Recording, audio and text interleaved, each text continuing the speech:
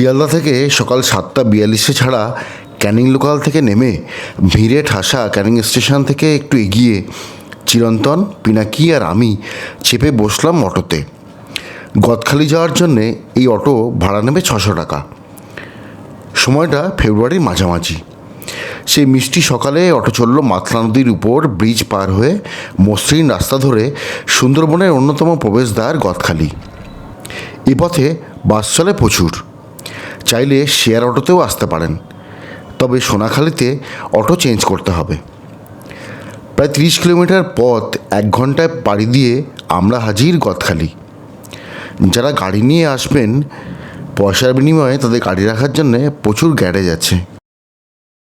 আমাদের 3 জনের জন্যে আগে থেকে ঠিক করে রাখা লঞ্চ তখন নোঙর করে আছে জেটিতে। জেটিঘাটে প্রচুর মানুষের সমাগম। হাঁকডাক আর লঞ্চের ভিড়ে একেবারে মেলার মতো জমজমাট। ইনি হলেন মফিজুল বাবু ওরফে ভাইপো। সমস্ত ব্যবস্থাপনা এই ভাইপোরই করা। সেই জনঅরণ্যের মাঝখান দিয়ে উঠে পড়া গেল আমাদের লঞ্চ MV ইন্ডিয়াতে। ঠিক আছে ব্যবস্থাপনা, আমাদের পল্লব স্যার সব ব্যবস্থা করেছে, তাই জন্য we are very much thankful to Pallab sir. ভালো এই চিরন্তন তোমার জন্য একটা ভালো বাদামের ব্যবস্থা করো। তো যাই হোক, উঠে গেছি, এবার ছাড়া হবে। প্রচুর লোক দাঁড়িয়ে আছে দেখুন, আর এখান থেকেই সব বোটগুলো ছাড়ছে। সব রেডি ছিল। আমরা 3 জন উঠতেই গদখালি জেটিকে বিদায় জানিয়ে পাড়ি দিল লঞ্চ। তখন আমরা সুন্দরবন সফরের রোমাঞ্চ, উৎকণ্ঠা আর উত্তেজনায় ভরপুর। মাথার উপর আকাশে ঘন নীল রং ছায়া ফেলেছে শান্ত নদীর বুকে। এই নদীর নাম বিদ্যা। তবে এই নৌযাত্রা দীর্ঘস্থায়ী হলো না। একটু পরেই আমরা নেমে পড়লাম গোসাবা জেটিতে। তো আমরা এই একটা জেটি ঘাটে নামলাম তার কারণটা হচ্ছে এখানে হ্যামিল্টন সাহেবের বাংলোটা আছে। তো ওই হ্যামিল্টন সাহেবের বাংলোটা একটু দেখে নিয়ে আবার উঠবো জাস্ট। তো এখান থেকে বেকন বাংলো ঠিক হলো, আমরা হ্যামিল্টন সাহেবের বাংলো দেখে নেব, আর মফিজুল গোসাবা বাজার থেকে টাটকা মাছ কিনবে দুপুরে খাওয়ার জন্য। এখানে কিন্তু রবীন্দ্রনাথও এসেছিলেন।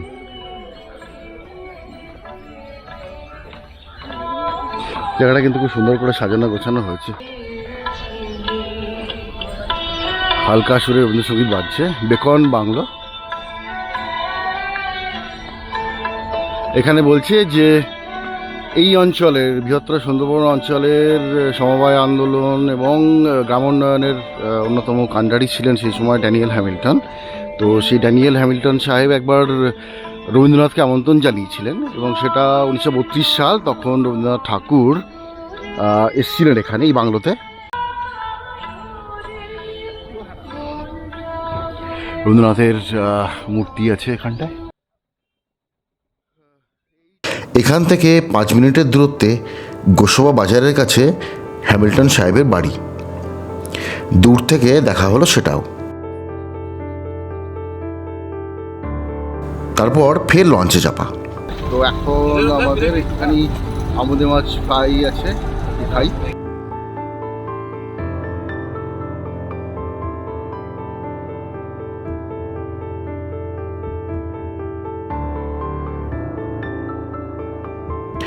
একদম টাটকা আমুদে মাছ ভাজা দিয়ে চা খেতে খেতে শুনছিলাম সুন্দরবনের জল জঙ্গল ঘেরা নানা দ্বীপ, আর বাঘ, সাপ, কুমিরের সঙ্গে লড়াই করে সেখানকার মানুষের বেঁচে থাকার নানান গল্প। এখানে বলে রাখি, এটা আমার 3য়বারের সুন্দরবন সফর।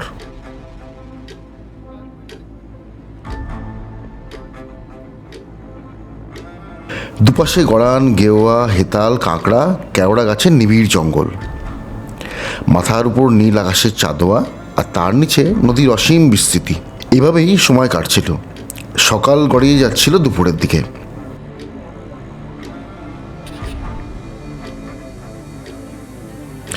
মাঝে এক জায়গায় লঞ্চে মিষ্টি জল নেওয়ার জন্য থামা হলো।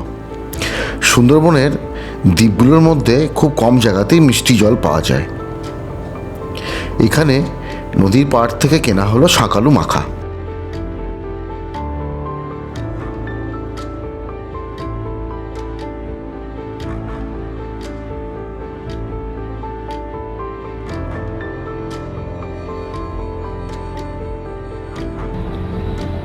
এটা একটা বাংলাদেশের বার্জ ফ্লাই অ্যাশ নিয়ে যাচ্ছে বাংলাদেশে।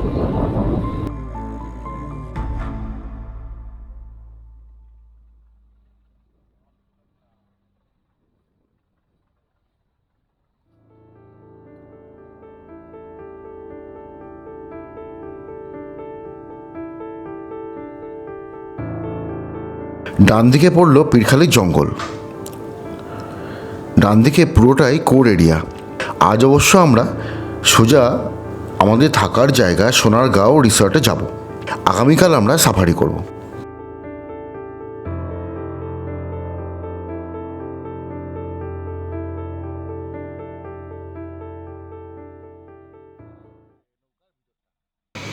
এবার আমাদের লঞ্চের ভিতরটা দেখাই। এই লঞ্চে চাইলে 4-5 জন রাতে থাকতেও পারেন। আর এই নিচেই ইঞ্জিন রুমের একপাশে চলছে দুপুরের রান্নাবান্নার আয়োজন।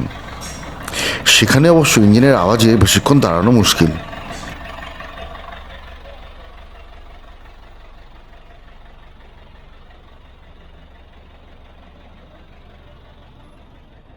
যাবো তো এইটা সজনেখালি আইল্যান্ড, বিশাল আইল্যান্ড। উল্টো দিকে পাখিরালয় এইসব জায়গাগুলো আছে। এইটা হচ্ছে দয়াপুর। এখানে অনেকগুলো রিসর্ট দেখতে পাচ্ছি। দূরে দেখা দ্বীপের নাম দয়াপুর। চোখে পড়ল অনেকগুলো রিসর্ট।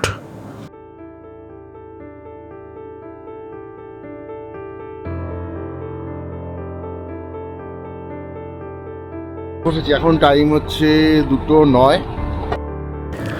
এবার বসে গেলাম খেতে। ডাল, বেগুন ভাজা, মাছ। এরপরেও একটা আইটেম আছে চিকেন।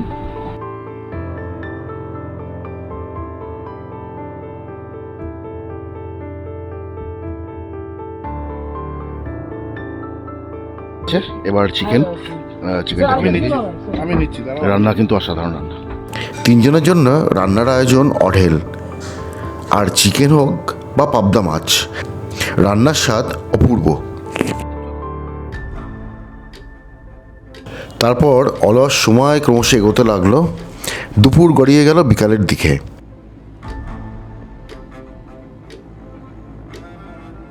মফিজুল একসময় আমাদের পাখির সন্ধানে নিয়ে গেল এক খাঁড়ির মধ্যে।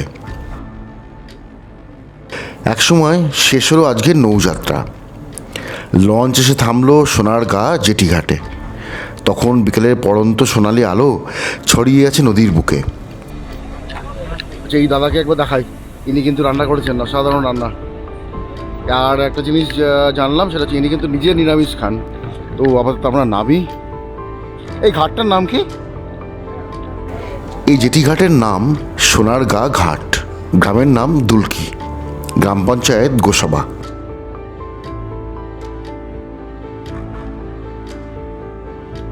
এবার আমরা এগোই আমাদের রিসর্টের দিকে, মাঠের উপর দিয়ে রাস্তা দিয়ে। আপনি আগে গেছেন।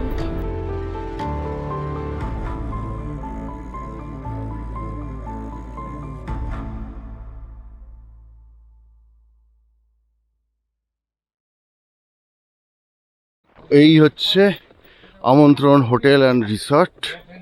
আমরা এখানেই থাকবো।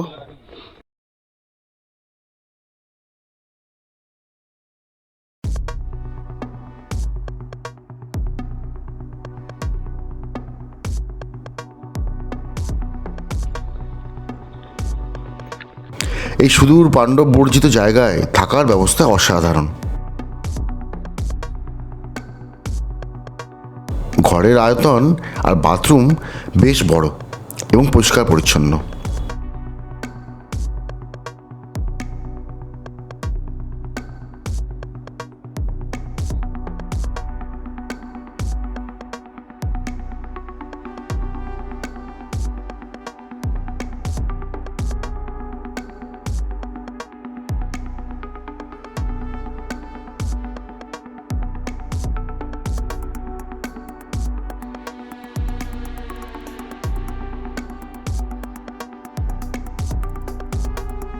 আমাদের আমন্ত্রণ হোটেল অ্যান্ড রিসর্টের রাতের পরিবেশ।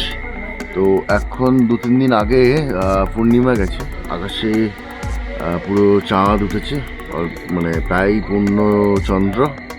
একসময় এই জল জঙ্গলের বুকে শেষ হলো একটা দিন। ঘরে ফেরা পাখির ডানায় ভর করে নেমে এলো সন্ধ্যা। চারপাশের অসীম নিস্তব্ধতা ভেঙে দিচ্ছিল কেবল ঝিঝির ডাক। রাতের মেনুতে ছিল ডাল, বেগুন ভাজা আর কচি পাঁঠার মাংস। রান্নার স্বাদ যথারীতি অসাধারণ।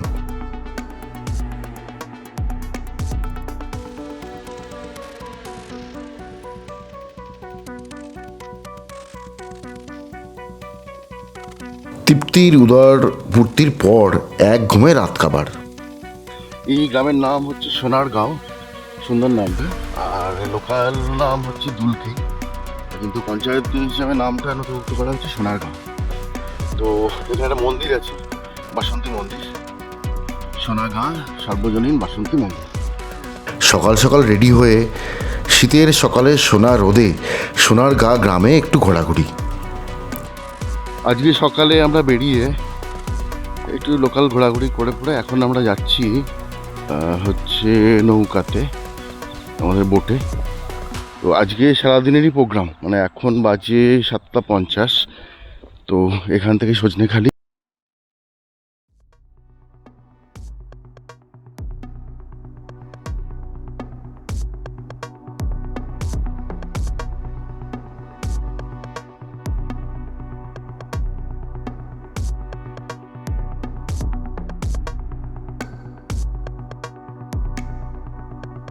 উঠে গেছি বোটে।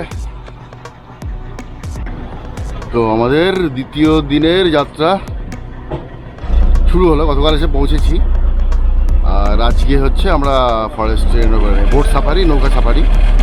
তো এই আমাদের যাত্রা শুরু হলো।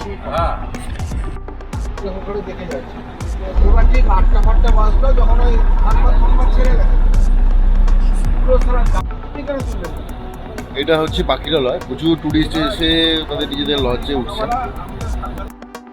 আমাদের লঞ্চ পাখিরালয় হয়ে পাড়ি দিল উল্টো পাড়ে সজনেখালির উদ্দেশ্যে। সব লঞ্চগুলো আলটিমেটলি এখানে আসছে, যার জন্য এখানে দেখুন প্রচুর লঞ্চ এই জায়গাটায়। সেখানে তখন প্রচুর লঞ্চের ভিড়। এরই মাঝে মফিজুল ভাইপো হাজির করলো সকালের জলখাবার।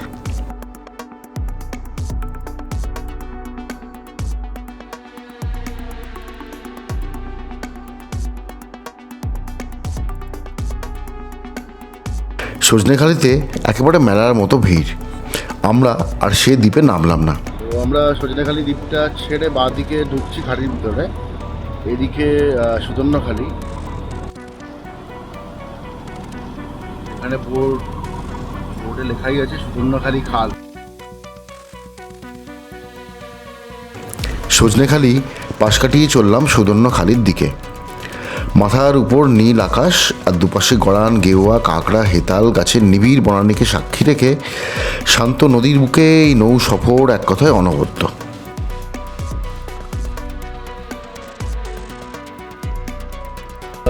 বেশ বড় নদীটা, আমি জানি না, মানে বর্ষাকালে এই নদী পেরোতে, এই জায়গাটা পেরোতে ভয়ই লাগবে মানুষের। এখন একটু শান্ত নদী। যা ভিড়, বাপরে বাপ, 14টা বোট এখানে দাঁড়িয়ে আছে, অনেকক্ষণ টাইম লাগবে। 14 জনের 5 টাওয়ার থেকে প্রথম কথা কিছু দেখা যায় না, আর তার মধ্যে এই রোদ্রের মধ্যে এতক্ষণ ধরে ওয়েট করবো এতগুলো বোটের পর। আর এখানে প্রচণ্ড বোটের ওই ইঞ্জিনের শব্দ, পরিবেশ দূষণ, ডিজেল। পুড়ে হচ্ছে উচ্ছে ভাজা, স্যালাড আছে, ডাল আছে, মাছ, ভেটকি মাছের চাল, এই নদীরই মাছ, একদম টাটকা মাছ নিয়ে এসছেন।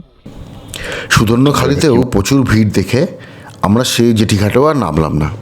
একটু দূরে জঙ্গলের পাশে লঞ্চ দাঁড় করিয়ে দুপুরে খাওয়া সেরে নিলাম।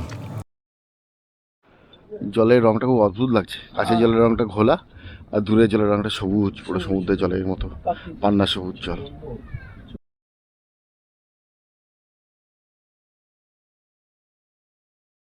এটা হচ্ছে বিখ্যাত দোবাকি ওয়াচ টাওয়ার, দোবাকি ক্যাম্প।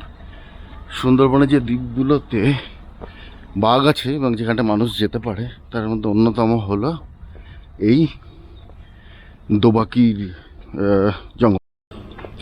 এর আগে আমরা সজনেখালি, সুদর্ণখালি দুটো ছুঁয়ে এসেছি, কিন্তু আজকে প্রচণ্ড ভিড় ছিল। তো সেই ভিড়ের মধ্যে আমরা কিন্তু ওয়াচ টাওয়ারে যাইনি। নিচে ম্যানগ্রোভ ফরেস্ট, খুব বেশি লম্বা তো হয় না। সুন্দরবনে সুন্দরী গাছের সংখ্যা খুবই কম।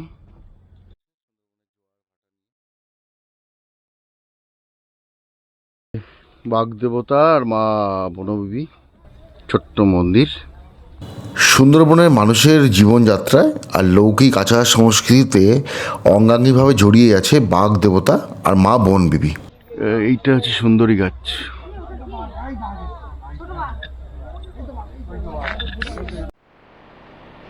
বেলা পড়ে আসছে, সূর্য ক্রমশ ডুবতে চলেছে, শান্ত নদী এখন ভাটা। এই সময়টা বড় সুন্দর। এবার লঞ্চে ফিরে তরমুজ আর শাকালু দিয়ে কিঞ্চিত ফলাহার। ততক্ষণে শেষ হতে চলেছে বিকেল।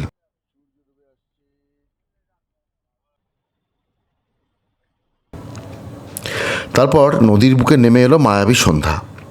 ম্যানগ্রোভ জঙ্গলের ফাঁক দিয়ে নদীর বুকে ঝুঁকে পড়ল একরাশ অন্ধকার। দিন শেষে সূর্য ডোবার পালা মনে থাকবে আজীবন।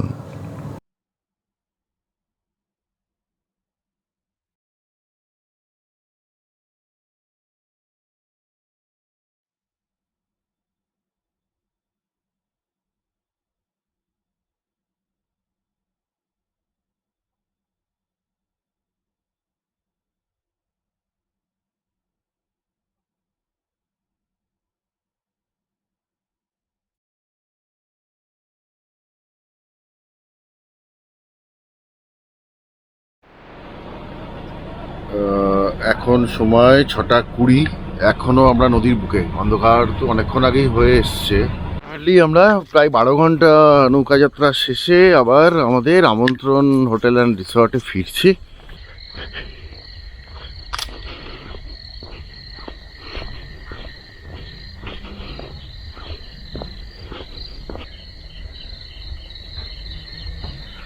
আর আমরা আছি এই বিল্ডিংয়ে, কিন্তু আমাদের রান্না যদিও নৌকা থেকে আসছে।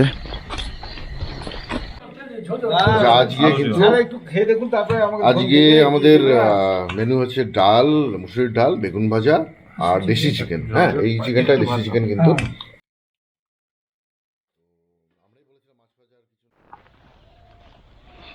তো আমরা বেরিয়ে পড়লাম এখান থেকে, আমন্ত্রণ হোটেল অ্যান্ড রিসর্ট থেকে। সোনারগাঁও ছেড়ে আমরা এখন যাচ্ছি জেটিঘাটের দিকে। ওখান থেকে বোটে উঠবো, গদখালি যাব, সেখান থেকে ক্যানিং থেকে আবার ট্রেন ধরবো। পরদিন ভোর, সেই অস্পষ্ট কুয়াশা মাখা সকালে সোনারগাঁকে বিদায় জানিয়ে উঠে পড়লাম লঞ্চে।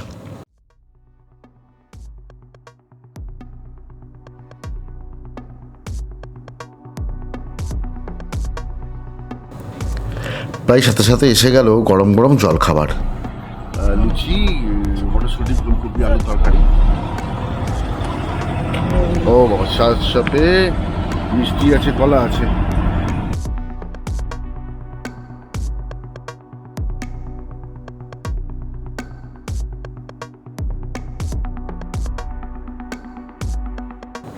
তারপর চলল পাখির খোঁজ। আমার তোলা কিছু কিছু পাখির ছবি দেখায় আপনাদেরও।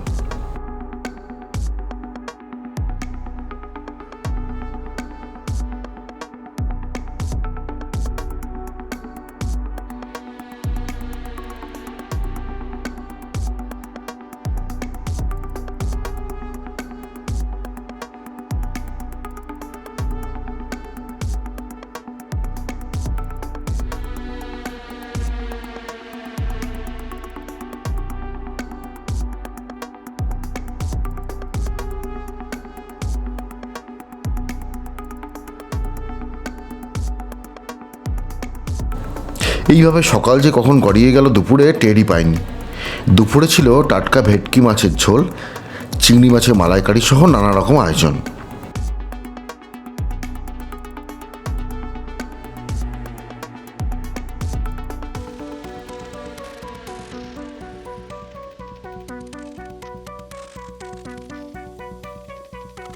তারপর এই জল জঙ্গলকে বিদায় জানিয়ে গদখালি ঘাটে নামার পালা। পিছনে পড়ে রইল নদী আর গহীন বন, আর সাথে রইল এক অবিস্মরণীয় স্মৃতি।